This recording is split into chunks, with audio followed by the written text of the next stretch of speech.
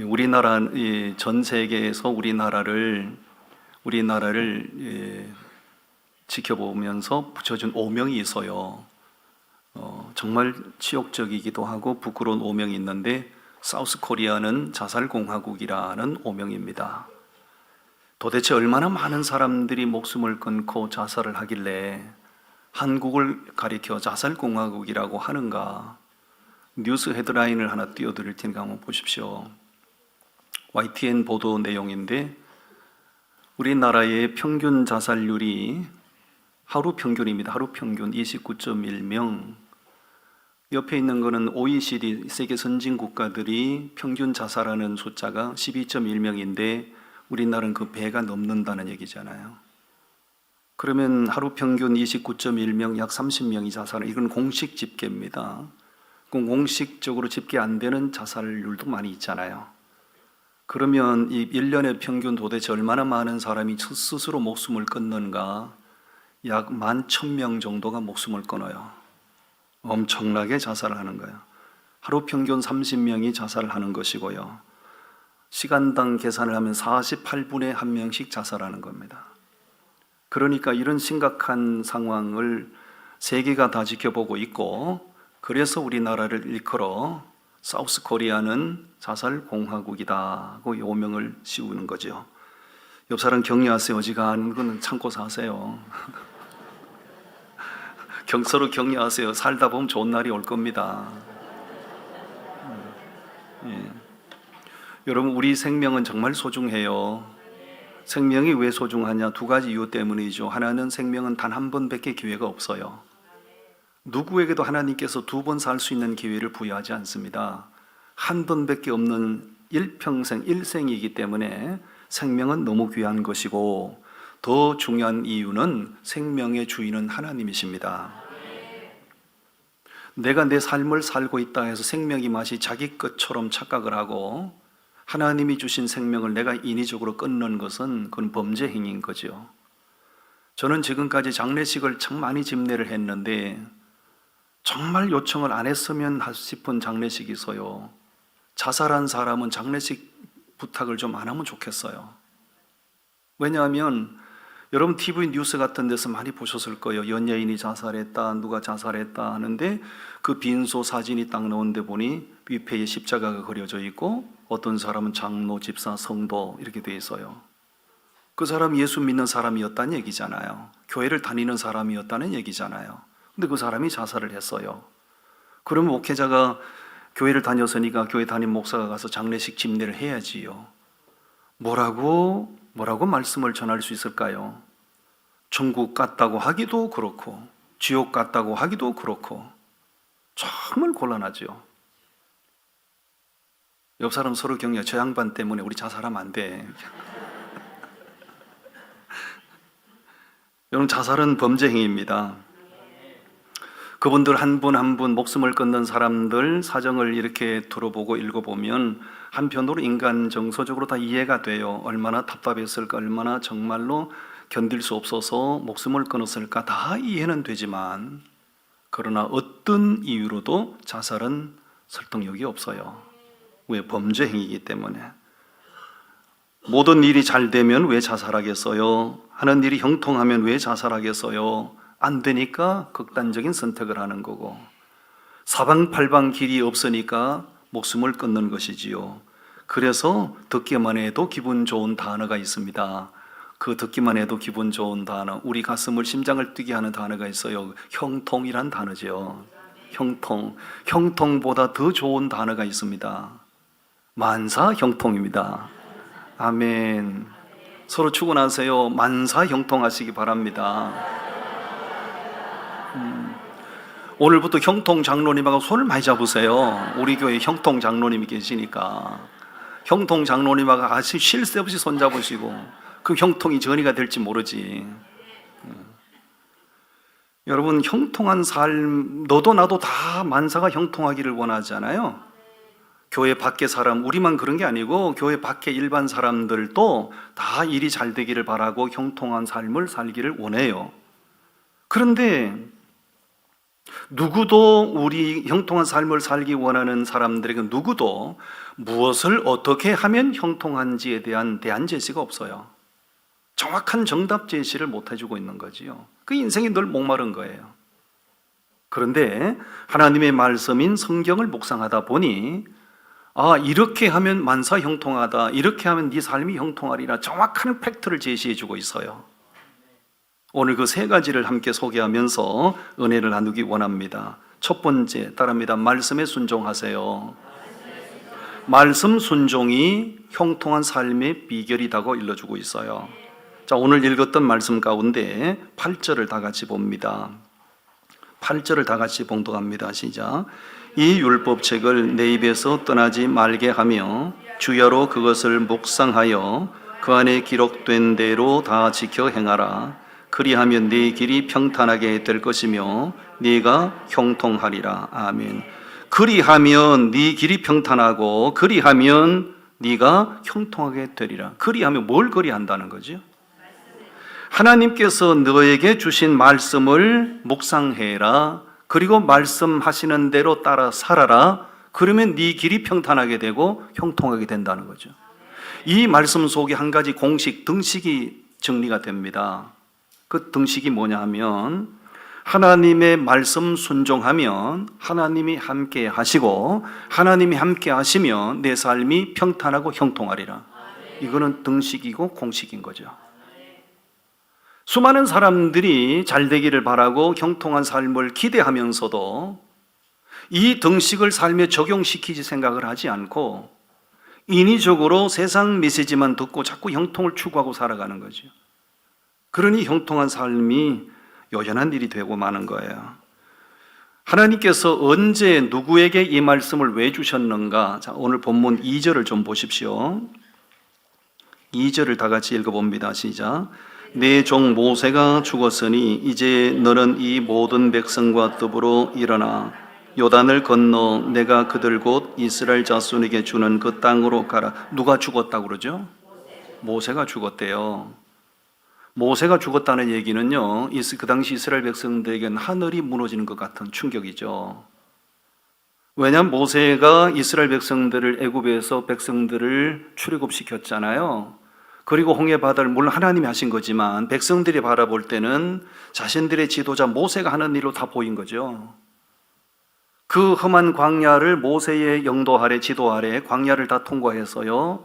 그리고 이제 가나안 땅이 바라보이는 그 지점에 도착했는데 얼마나 꿈에 부풀었겠어요. 야, 이제 저기 우리가 들어가는 거야. 이제 곧 우리가 저 가나안 땅에 들어가는 거야. 그냥 흥분이 돼 있죠. 그때 모세가 죽은 거죠. 그러니까 이스라엘 백성들이 하늘이 무너져 내리는 엄청난 대공황을 겪게 됩니다. 야, 우리가 하늘같이 바라보고 우리가 하늘같이 의지했던 모세가 죽었으니 이제 우리는 어떻게 하면 되지? 가나안 땅 정복은 이제 물 건너가는 것인가? 여기까지 천신만고 끝에 지나온 것이 다 헛된 일이 되는 것인가? 이스라엘 백성들이 정서적인 공황 상태가 옵니다. 그때 하나님께서 여호수아를 딱 불러 세우시면서 이스라엘 백성들에게 말씀하시는 거예요. 걱정하지 마. 내가 너에게 준 율법책을 네 입에서 떠나지 말게 하고 그것을 묵상하고 그것을 지켜 행하면 내가 너와 함께 할 것이고 내가 함께 하면 너희는 가나안 땅에 들어갈 거야. 이 말씀을 주신 거지요. 그러므로 하나님이 그들에게 정서적인 공황 상태, 충격에 빠져 있는 그들에게 제시해 주신 말씀은 말씀대로 행하면 꿈이 이루어질 거야. 말씀대로 순종하면 형통하게 될 거야 라고 말씀하신 거예요. 아멘. 말씀을 순종하면 평탄하게 되고 형통하게 되는 이유가 무엇일까요? 하나님의 말씀 순종과 우리의 길이 평탄한 것, 하나님의 말씀 순종과 우리 삶이 형통하게 되는 것은 어떤 연관관계가 있는 것일까요?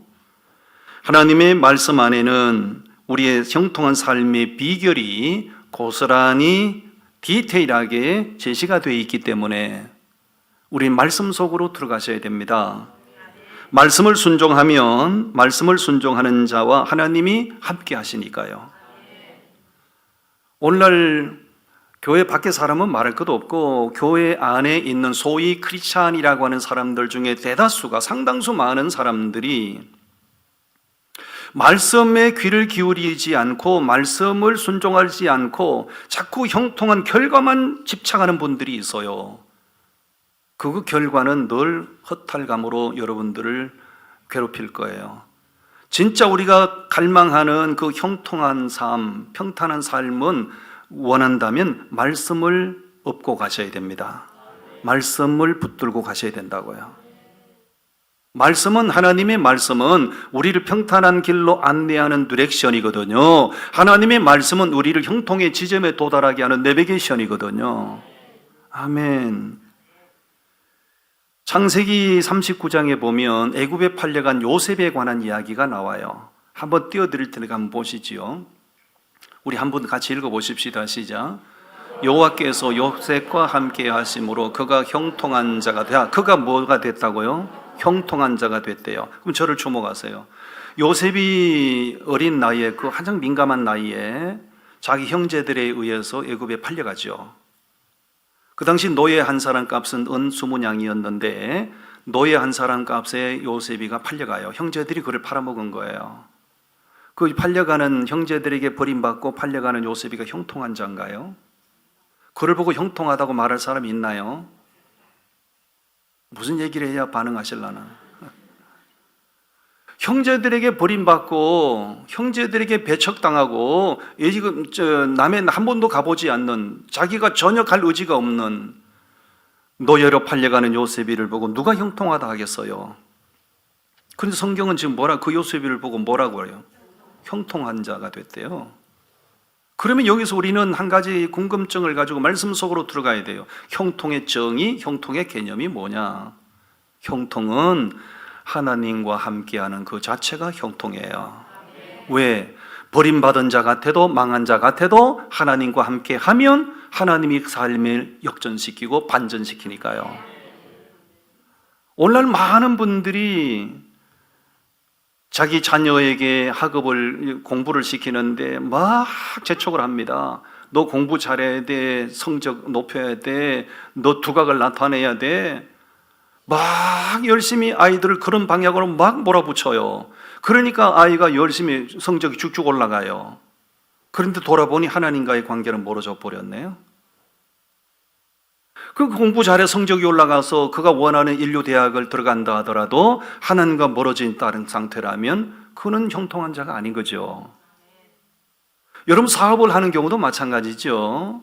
열심히 사업을 하고 투자해서 비즈니스를 시작하셨어요. 잘 돼야지, 번성해야지, 성성장구해야지, 열심히 노력을 합니다. 그래서 자기가 원하는 그 정도의 이제 지점에 도달해서요. 좋죠. 그런데 돌아보니 하나님과의 관계는 멀어졌네요. 그 사람을 가리켜 세상적으로는 형통한 자가 됐다고 말할지 모르지만 성경적으로 보면 그 사람은 형통한 자가 아닌 겁니다. 형통한 자는 하나님과 함께하는 그 자체입니다. 아멘. 말씀에 순종하면 하나님께서 하나님 우리와 함께 하시고, 하나님이 함께 하시면 지금 좀 과정 가운데는 어려움이 있을 수 있지만 결과는 하나님이 우리를 형통한 자로 세우신다고요. 아멘. 그 세계적인 그 오일 컴퍼니가 있어요. 스탠다드 오일 컴퍼니, 세계에서 가장 큰 정유 회사입니다. 한번 보십시오, 여러분. 좀 미국에 있는 수많은 그 정유 회사들이 이쪽에, 그 모체 기업이 스탠다드 컴퍼니예요. 저 스탠다드 컴퍼니는 맨 처음에 원유를 어디서 뽑아 개발했냐면 이집트 나일 강변에서 원유를 이제 뽑아 올리기 시작을 했어요. 그 성경에 다 근거가 있는 거죠. 저 회사의 중력 중에 독실한 크리스찬이 한 명 있었는데 어느 날 출애굽기 2장 말씀을 묵상을 했어요. 그 출애굽기 2장에 보면 모세가 태어났을 때 에집트 왕이 정권이 바뀌어서 히브리인들 가정에 남자아이가 태어나면 나일강에 던져서 다 죽이도록 했죠. 그때 모세가 태어난 겁니다. 모세 아버지 어머니가 이 아이를 죽일까 살릴까, 이러지도 못하고 저러지도 못하고 고민하다가 아이를 살리기로 결정하죠. 자기 집에서 아들을 석 달 동안 숨겨서 기른다고요. 3개월이 되니까 아이가 울음소리가 이제 커지고 도저히 한계가 되니까 아버지 어머니가 갈대로 상자를 만들죠. 거기다가 이제 역청을 안과 밖에 발라서 물이 상자 안에 들어오지 못하도록 역청을 안과 밖에 발라서 모세를 갈대 상자에 담아서 나일강에 이제 갖다 놓죠. 그 역청을 가리켜 피치라고 합니다. 원유. 스탠다드 오일 컴퍼니 중역 중에 독실한 크리스찬이 그 말씀을 묵상하다가 나일강변에서 이런 일이 있었네. 하나님 영감을 주신 거죠. 그러면 나일강변에 원유를 발굴할 수 있겠는걸.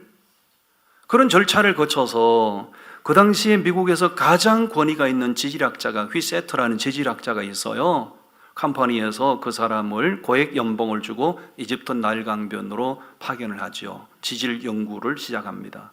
거기서 예상대로 거기서 원유를 발굴해서 원유를 뽑아 올리기 시작한 거예요. 전 세계에서 가장 엄청난 오일 컴퍼니가 된 겁니다. 말씀을 업고 가고 말씀을 타고 가고 말씀 속에 들어가면 하나님께서 우리를 평탄한 길로 인도하시고 형통의 지점에 이르게 하십니다.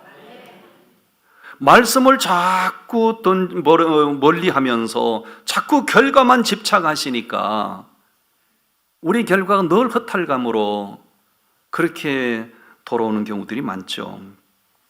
지금 우리가 살아가는 이 세상은 하루가 다르게 급변하고 있어요. 급변, 돌변이란 말이 맞을 거예요. 수십 년 전에는 10년 후에 어떻게 될까 예측도 가능했지만 지금은 한 달 후에 어떻게 될지 예측이 불가능합니다. 세상이 너무 급변하고 돌변하고 있잖아요. 한마디로 요동치는 시대라고 할 수 있어요. 여러분, 그래도 천지는 변해도 세상이 아무리 요동을 치더라도 세상이 아무리 급변하고 돌변하더라도 천지는 변해도 영원히 변치 않는 것이 있으니 그게 바로 하나님의 말씀이에요. 그러므로 예수 믿는 사람들은 세상이 들려주는 메시지를 듣고 그렇게 춤을 추는 삶을 살지 말고 하나님의 말씀 속으로 들어가셔야 됩니다. 따라합니다. 하나님의 말씀은 언제나 정답을 제시합니다. 아멘. 우리에게 가짜 메시지를 들려주는 세상 뉴스, 세상 메시지에 너무 그렇게 민감하게 반응하지 마시고 언제나 우리 인생을 평탄한 길로 형통한 삶으로 인도하는 정답을 제시하는 말씀 속으로 들어가십시오. 아멘. 말씀을 순종하면 형통하게 됩니다. 두 번째 형통의 비결을 소개합니다. 따라합니다. 교회를 사랑하면 형통하게 될 겁니다. 우리 말씀을 보십시오. 시편 122편 말씀. 시편 122편 말씀 6절과 7절 말씀인데요. 6절과 7절 말씀을 다 같이 봉독합니다. 예루살렘을 위하여 평안을 구하라. 예루살렘을 사랑하는 자는 형통하리로다. 네 성 안에는 평안이 있고 네 궁중에는 형통함이 있을지어다. 아멘. 이 놀라운 말씀을 누가 한 말인 거지요? 시편 122편 그 제목을 보면 다윗이 이런 말을 했다는 거죠. 다윗이 지식적으로 이 말하는 게 아니에요. 누구한테 들은 말을 전달하는 게 아니에요. 다윗은 출생 과정도 성장 과정도 너무너무 불행했어요. 그를 시기하고 질투하는 사람들이 다윗을 보고 말하기를 네 인생 끝났어. 하나님이 너를 버렸다고. 그렇게 다윗을 무시했잖아요. 하나님이 그의 인생이 너무나 되는 일이 없으니까 그를 바라보는 사람들이 하나님이 너를 버렸다고. 그 정도로 다윗은 불행했어요. 그런데 그런 다윗이 오늘 우리에게 들려주는 메시지가 참 놀랍죠. 예루살렘을 위하여 평안을 구하면, 네가 예루살렘을 사랑하면 네가 형통할 거야. 제 인생 체험을 통해서 우리에게 들려주는 말씀이에요. 예루살렘을 사랑하면 형통하게 된대요. 왜? 예루살렘은 모든 이스라엘 백성들의 삶의 중심이었거든요. 예루살렘을 하나님께서 성경의 구약 성경에 보면 예루살렘을 시온이라고도 불러요. 시온성이라고도 불러요. 예루살렘을 히브리인들에게, 유대인들에게 시온성으로 택하여 세우신 분이 하나님이시거든요. 여러분, 이 사건 기억나실 거예요. 지금 트럼프 2기 정권이 시작이 됐는데 트럼프 1기 정권이 이제 거의 끝나갈 때쯤 전 세계 반발을 무릅쓰고도 트럼프가 추진한 일이 하나 있거든요. 그게 뭐냐면 이스라엘의 수도를 텔아비브에서 예루살렘으로 옮기는 거. 이 트럼프 대통령이 결정을 지어버렸어요. 전 세계가 이슬람권이 발칵 뒤집어졌어요. 아니, 트럼프가 왜 쓸데없는 짓을 하는 거야? 그렇게 욕을 먹으면서. 저는 예루살렘도 가봤고 텔아비브도 다 가봤어요. 예루살렘보다요 텔아비브가 훨씬 더 아름답습니다. 예루살렘은 황량하고요 텔아비브는 지중해를 끼고 있는 해변 도시라서 정말 아름다워요. 나 같으면 그 텔아비브를 수도를 그냥 두겠는데 트럼프 대통령이 이스라엘의 수도를 텔아비브에서 예루살렘으로 딱 옮겨서 확정을 지어버렸어요. 왜 그랬을까? 유대인들의 열망이 뭐냐?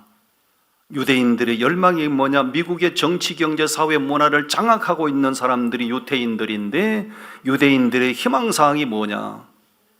예루살렘을 자기 나라의 수도로 정해주기를 바라는 거예요. 누구도 그 일을 못한 거죠. 트럼프가 그 유대인들의 염원을 알고 그것을 자기 임기가 끝나기 전에 확정을 지어버린 거죠. 왜요? 아니, 예루살렘보다 텔아비브가 훨씬 더 아름답다고요. 그런데 왜 유대인들은 예루살렘이 자기들의 수도가 되기를 원할까요? 예루살렘을 하나님이 택한 도시니까요. 하나님이 택한 도성이기 때문에 예루살렘이 자기들의 수도가 되기를 원하는 것. 그 유대인들의 심리를 알고 트럼프가 그 일을 추진해 버린 거죠.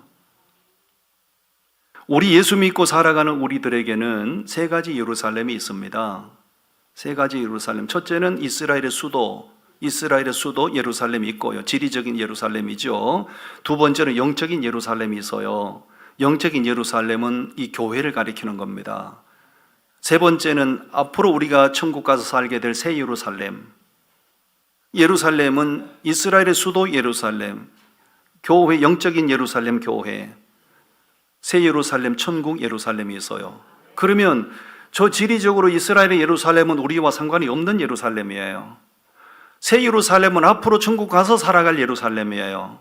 이 땅에 살아가는 동안에 우리에게 정말 중요한 예루살렘이 어디죠? 교회입니다. 교회가 정말 중요한 줄 아시고 다윗이 자기 인생 체험을 통해서 우리에게 들려주는 말씀은 예루살렘을 위하여 평안을 구하라, 예루살렘을 사랑해라, 그리하면 네가 형통하게 되리라. 예루살렘이 이 교회가 여러분의 예루살렘입니다. 따라합니다. 교회가 우리의 예루살렘입니다. 예루살렘을 사랑하세요. 인생 살아가시는 가운데 절대로 해서는 안 되는 일이 있어요. 영적 예루살렘, 교회가 예루살렘인데 교회를 어지럽히는 일은 안 해야 됩니다. 여기 문창교회에 계시던 주기철 목사님이 평양에 있는 산정연 교회로 이제 청빙을 받고 올라가셨죠. 산정연 교회에 가서 심호를 하시는 가운데 신사참배 거부하시고 일제치하에서 잔혹한 고초를 겪으시고 이제 순교를 하셨는데 그 당시 그 사진 한 장을 제가 준비했는데 한번 보시지요. 앞줄 맨 가운데 검정 저고리 입고 앉은 분이 주기철 목사님이세요. 주기철 목사님 왼쪽에 앉은 분이 계시지요. 왼쪽에 앉은 분이 계시지요. 인상이 별로 은혜스럽지 않습니다. 저분이 유기준 장로님이세요. 유기준 장로님. 인상이 별로 은혜스럽지 않습니다. 왜? 저분은 전직 깡패였으니까. 평양 깡패였거든요. 선교사님들이 전하는 복음을 듣고 이분이 이제 기독교로 개종을 해서 그 십자가의 비밀, 복음의 비밀을 깨닫고 나서 그가 완전히 독실한 크리스찬이 돼요.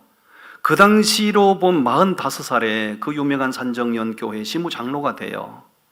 장로로 오로지 교회를 위해서 삶을 바치다시피 하셨어요.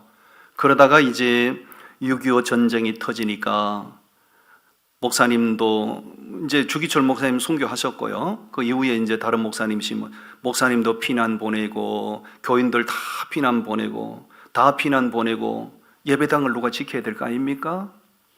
유기준 장로님께서 다 피난 보내고 자기 혼자 남아서 예배당을 지키기는 거죠.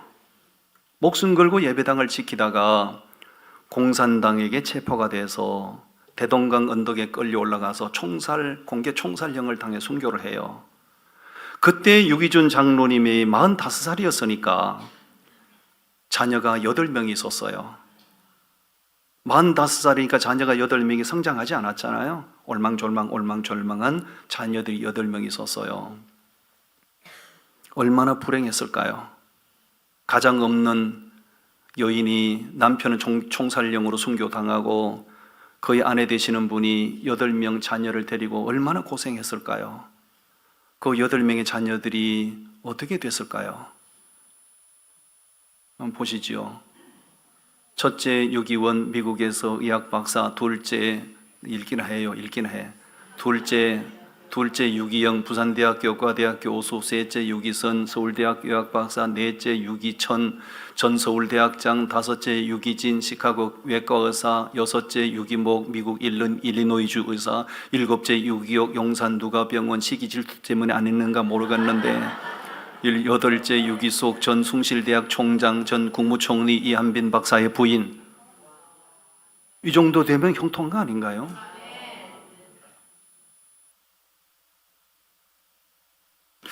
여러분, 유기준 장로님께서 젊은 시절에는 예수 없는 삶을 망나니처럼 살았지만 그가 십자가 보물을 비밀을 깨닫고 나서 예수가 나 위하여 죽었으니 나도 예수 위하여 죽어야 되지 않겠는가? 다 피난 보내고 자기 혼자 예배당을 지키다가 그렇게 공개 청살령을 당했는데 그 집안을 하나님께서 이렇게 복을 주신 거죠. 할렐루야. 사랑하는 성도 여러분, 유기준 장로님의 자녀들이 저렇게 형통한 복을 받게 된 것은 점쟁이들이 말하는 것처럼 운때가 좋아서 복을 받은 건가요? 재수가 좋아서 복을 받은 건가요? 그렇지 않습니다. 교회가 영적인 예루살렘인 줄 알고 내가 목숨 바쳐 교회 지켜야지, 그 믿음이 하나님 앞에 연락이 돼서 하나님이 그 자녀들을 저렇게 복 주신 줄로 믿습니다. 다시 한번 강조드립니다. 여러분들이 평생 교회를 중심으로 천국 가는 그날까지 교회 중심으로 신앙생활을 하실 텐데 뭐 좀 맞지 않다 해서 주의 종 괴롭히지 말고 교회 어지럽히지 말고 항상 교회 권위 앞에 순종하셔서 교회 평안을 위해서 도모하시다가 여러분도 형통한 복을 받으시고 여러분 자자손손 복을 받으시기를 바랍니다. 아멘. 마지막 세 번째, 형통의 비결이 뭔가? 정직하게 살면 하나님께서 그 사람을 형통하게 하십니다. 하나님의 말씀 보겠습니다. 역대하서 26장. 역대하서 26장 4절과 5절 말씀. 4절과 5절 말씀 우리 다 같이 봉독합니다. 시작. 우시야가 그의 아버지 아마샤의 모든 행위대로 여호와 보시기에 정직하게 행하며 하나님의 묵시를 밝히 아는 스가리아가 사는 날에 하나님을 찾았고 그가 여호와를 찾을 동안에는 하나님이 형통하게 하셨더라. 사는 날 동안에 하나님이 어떻게 하셨다고요? 형통하게 하셨다. 우시야 왕이 유다 나라를 52년 동안 통치한 왕인데요, 그 여호와를 찾을 동안에는 하나님이 그를 형통하게 하셨다고요. 왜 하나님이 그를 형통하게 하셨는지 4절에 그 비결을 설명하고 있어요. 우시야가 그의 아버지 아마샤의 모든 행위들, 누구 행위대로? 자기 아버지가 아마샤 왕이었어요. 자기 아버지 아마샤 왕이 얼마나 정직하게 나라를 다스리는지, 얼마나 신실한 믿음으로 하나님을 섬기는지 그걸 다 성장 과정에 본 거예요. 그리고 아버지가 죽고 나서 그 아들 우시아가 왕이 돼서요, 자기가 어릴 때 지켜본 아버지가 한 대로 하는 거죠. 선하게 나라를 다스리고 정직하게 나라를 다스리는 거죠. 그러므로 하나님께서 그의 삶을 형통하게 하셨다는 거지요. 따라합니다. 부모는 자녀의 거울입니다. 부모는 자녀의 거울이에요.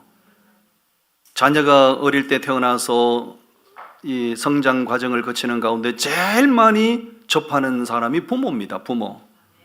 부모가 평소에 어떤 말을 많이 하는가, 부모가 평소에 어떤 삶의 행실을 보여주는가, 그 자녀에게 그대로 다 스며들어요.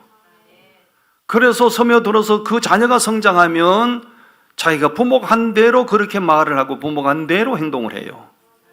아멘. 우리 여성들에게 제가 물어보겠어요. 어릴 때 성장 과정이 민감한 사춘기 때 엄마로부터 상처 많이 받으셨죠? 아닌가요? 축복합니다. 옛날 어머니들은 가슴에 한이 많아서 자녀들에게 넉넉한 사랑을 공급하지 못했어요. 그러니까 나는 절대로 누구처럼 안 한다? 나는 절대 엄마처럼 안 한다. 지가 엄마 된다면 누구처럼 하고 있어요? 엄마처럼 하고 있는 거예요. 왜 그래요?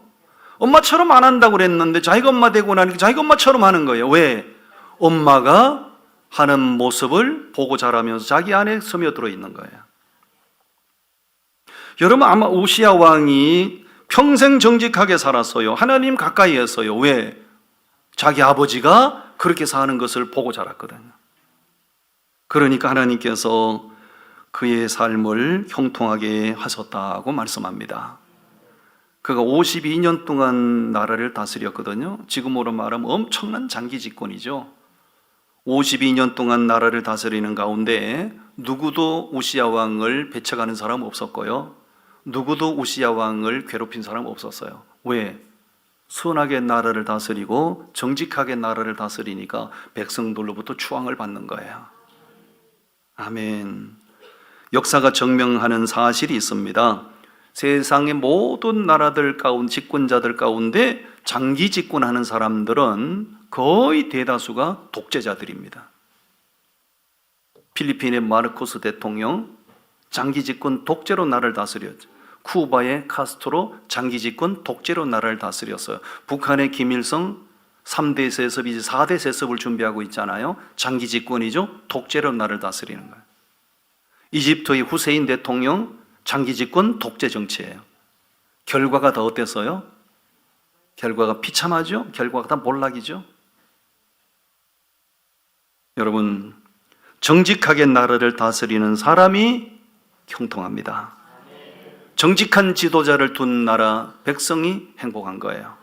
입만 열면 거짓말하고, 하루가 3일도 못 가서 자기가 한 말을 막 뒤집어 버리고, 이런 사람, 진실성이 보장되지 않는 사람은 절대로 나라의 지도자가 되면 안 되는 겁니다.